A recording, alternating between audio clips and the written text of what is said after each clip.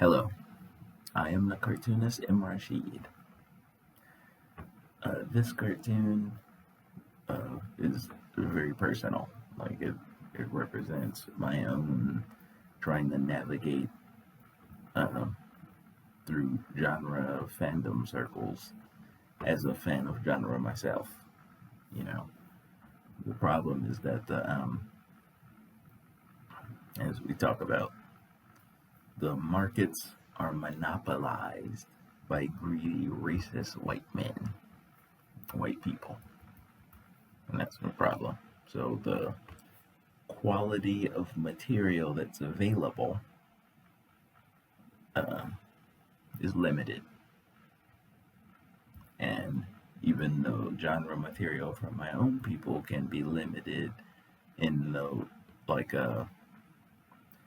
limited in a way, and like I'm not allowed to dream big for myself as a Black American. I'm not allowed to dream big. The material given to me is small in scope as far as imagination goes. So that's trained Black American genre fans to think small in our scope. And we tend to accept whatever is given to us, you know, in fear that we won't be given anything else. We better take this because they ain't gonna give us nothing else. It has that feel on it. So that side gets all the big grand ideas, and I get street level. You know, that's how it's been in big monopolized markets, and I am doing it to me inside of the Black culture of the Black genre fan culture. We end up when we make up stuff, it's tend to be street level little stuff because that's what we're given. We train ourselves to love it. So that's a so in the cartoon example, I'm like I represented the character like I'm enjoying this stories, but of course I have to pick through it because there's parts of it that are problematic because my ideological foe writes these big stories that get all the awards and stuff. He can't stand me, or he expects me to be in my place and whatever that looks like through the generations up to now. That same feel is on it. That when I complain, you know, my people are still a wealthless bottom caste.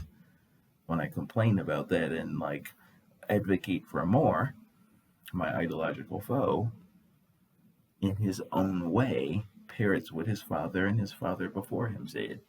That I'm always angry, I'm never happy, blah, blah, blah, blah, blah. I don't have shit. What to be happy about? So that's, I bring that energy with me as a fan of these properties.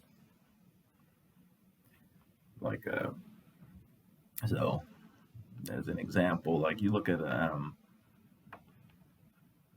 a character like James T. Kirk and how he functions. Captain Kirk was created by a writer who was directly influenced by the previous generation's writers who were influenced by the European imperialism empire building machine and what that was doing in the world. So their fiction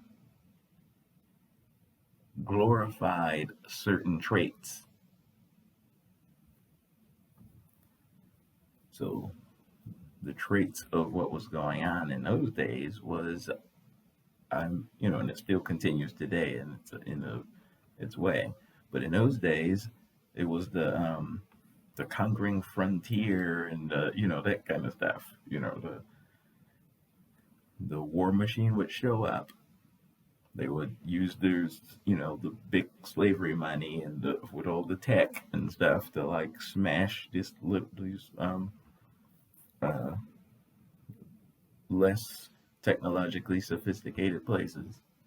And then they wouldn't bring any women with them, their own women. So they would bid the local women and then uh, create a whole biracial new class of people that would be,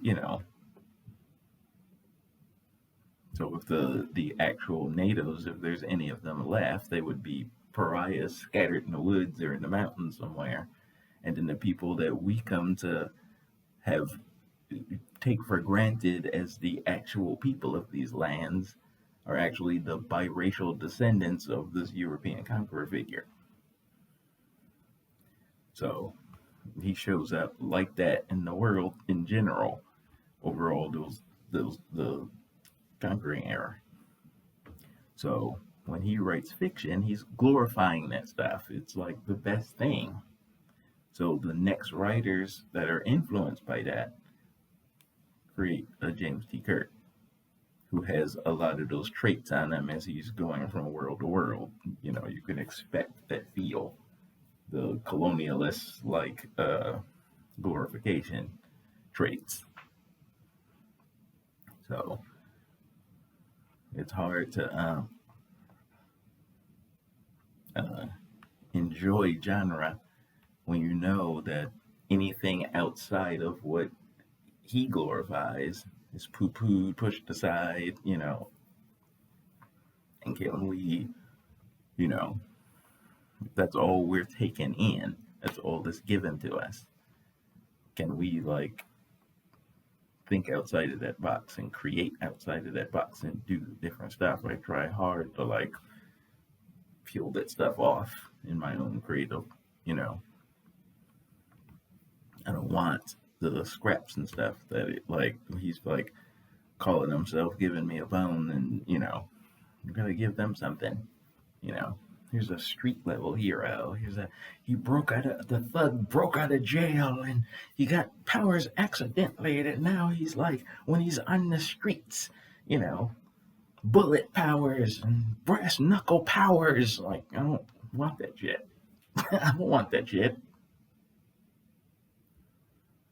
He's an African jungle king in the jungles and swinging from the trees, jungle cat. No thanks.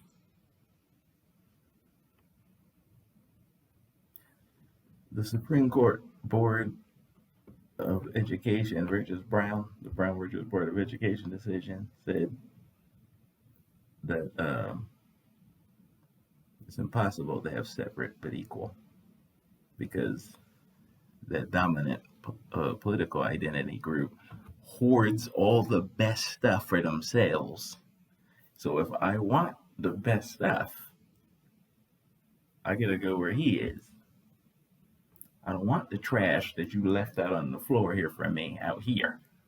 What is that you got back there? No, that. What's that? What's that? You're hoarding and hiding behind that vault door with all the comic book stickers and stuff on it. What's that? What's that? I want that. I want the good stuff. I want the big ideas, the grand stuff, the inspiring stuff. I don't want Luke Cage.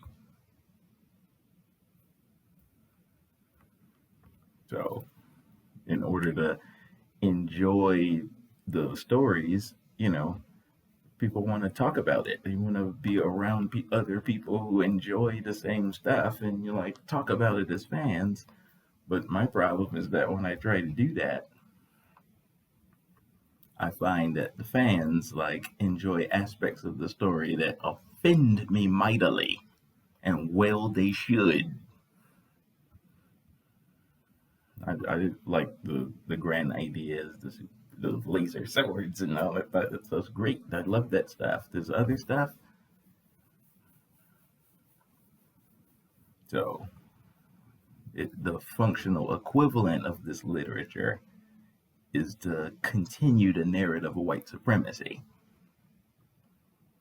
So it's his job to love that part, because he's carrying on, he's upholding his position. And this is the indoctrination language package of that position. You didn't really care about the laser sword part. So it's challenging to be a genre fan. So I have to make my own, but I'm locked out of the markets. I'm locked out of capital and credit and can't put my grand ideas in front of the people. So I have to create just for me in my limited space, which is creatively satisfying in its own space and stuff. But my people are starving, you know. My people, my peers, they're okay with Black Panther and Luke Cage, and when they create from those same spaces. You know, what else? You know, if you're not given the space to expand, then what could be is locked away. You know. So when I hear people say like, there's nothing new under the sun and there's no originality, sure it is. It's just untapped because you're an asshole. Peace.